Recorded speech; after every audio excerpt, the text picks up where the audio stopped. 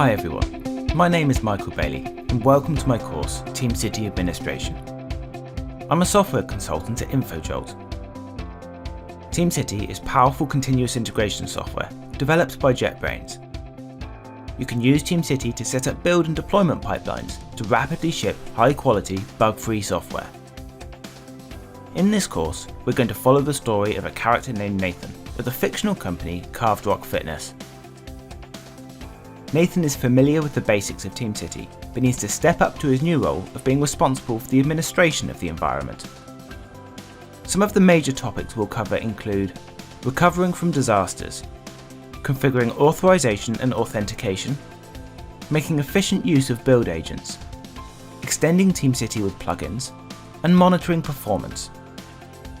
By the end of this course, you'll know everything you need to become the go-to person within your organization for administering your continuous integration environment.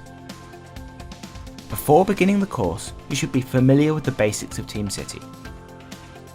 Ideally, you'll have experience setting up projects as a developer or DevOps engineer and now want to extend your knowledge to administration tasks.